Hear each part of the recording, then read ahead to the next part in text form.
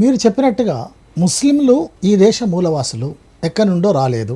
వస్తే గిస్తే 2% 3% మహమ్మద్ గజనీ లాంటి వాళ్ళు దండయాత్ర చేసుకుంటూ వచ్చి ఉండొచ్చు. అయితే మూలవాసులు అంటే బహుజనులే, బహుజనులు అంటే పేదలే, కష్టజీవులే. ఈ కష్టజీవుల రాజ్యం కోసం, దోపిడి పీడన లేనటువంటి రాజ్యం కోసం పోరాడేటువంటి శక్తులు, ఉద్యమ శక్తులు మన రాష్ట్రంలో ఉన్నాయి, దేశంలో ఉన్నాయి. అటువంటి వాళ్ళతో కలిసి ఈ దేశ మూలవాసులైనటువంటి ముస్లింలు కలిసి పనిచేసినప్పుడే వాళ్ళ జీవితాలు బాగుపడతాయి అనేటువంటి దానిపైన చివరిగా మీ అభిప్రాయం ఏంటి చెప్పండి. ఖచ్చితంగా ముస్లింలు ఈ దేశ మూలవాసులు అని చెప్పి మెజారిటీగా 90% పైగా ఎస్సీ ఎస్టీ బీసీల నుంచి ఇస్లాం స్వీకరించిన వాళ్ళు ముస్లింలు.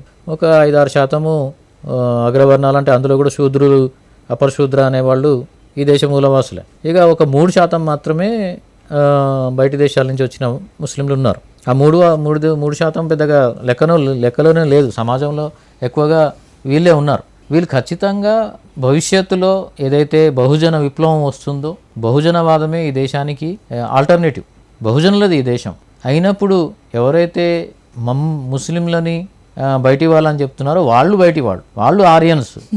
వాళ్ళకు సంబంధించి వాళ్ళకు నిజానికి బేస్ లేదు, కానీ మనకు లేదని చెప్పి వాళ్ళు చెప్తూ ఉంటారు. అట్లాంటి ప్రచారం చేసి నమ్మిస్తూ ఉంటారు. కాబట్టి ఎప్పటికైనా ఈ మూలవాసులు అందరూ కలవాల్సిందే, అందులో ముస్లింలు కలవాల్సిందే, బహుజన రాజ్యం కోసం పోరాడాల్సిందే. ఆ టైం పట్టొచ్చు. ఎవరో కొందరు రకరకాలుగా చీలికలు పేలికలుగా ఇవాళ పోరాటాలు జరుగుతూ ఉన్నాయి. కానీ వాటన్నిటినీ కలుపుకొచ్చే కాన్షీరామ్ లాంటి నాయకుడు మళ్ళీ ఎవరో వస్తారు. వచ్చినప్పటిదాకా మనము ఈ భావజాలను ప్రచారం చేస్తూ ముందుకు వెళ్లాల్సిందే. ఎప్పటికైనా ఈ మనువాదాన్ని జయించి బహుజనవాదం ఈ దేశాన్ని ఏలాల్సిన, రాజ్యం చేయాల్సిన పరిస్థితి రావాలని కోరుకుంటున్నాం, వస్తుందని ఆశిస్తున్నాం. థ్యాంక్స్ అండి.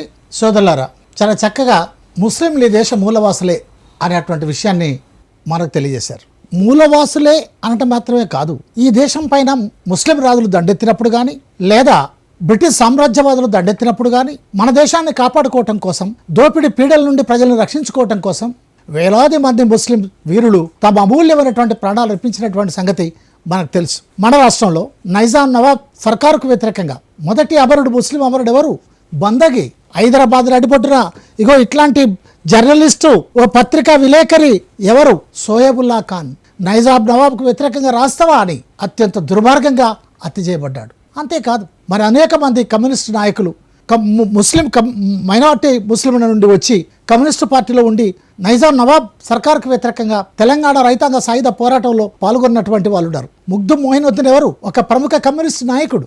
అందుకని ఇలా మనం చూసినప్పుడు ఎప్పుడు కూడా సాధారణ ప్రజలందరూ, కింది తరగతి ప్రజలందరూ ఐక్యంగానే ఉన్నారు, కలిసే ఉన్నారు. కొద్దిమంది స్వార్థపరులు మాత్రమే మతం పేరుతో, కులం పేరుతో, భాష పేరుతో, ప్రాంతం పేరుతో ప్రజల మధ్య విభజన పెట్టి నిచ్చెన మెట్ల కుల వ్యవస్థను పెంచి పోషించి ప్రజలను ఐక్యం కాకుండా తమ దోపిడిని కొనసాగించడం కోసం వాళ్ళు ప్రయత్నం చేస్తున్నారు అనే విషయాన్ని మనం గమనంలో ఉంచుకోవాలి. అయితే ఈ శక్తులన్నీ కలవాల్సిన అవసరం ఉంది. స్కైబాబా చెప్పాడు, వీళ్ళంతా కలవాలి సార్, మాకు నమ్మకం ఉంది, ఎన్నడైనా సరే రాజ్యం వస్తుంది అని చెప్పి. తప్పనిసరి బహుజన శక్తులు కలవాలి, వామపక్ష శక్తులు కలవాలి, లౌకిక శక్తులు కలవాలి, ప్రజాస్వామ్య శక్తులు కలవాలి, అభ్యుదయ శక్తులు కలవాలి, బహుజనులందరూ కూడా కలవాలి. అప్పుడు మాత్రమే కులం పేరుతో, మతం పేరుతో విడదీసి పరిపాలిస్తున్నటువంటి పాలకులకు మనం బుద్ధి చెప్పగలుగుతాం.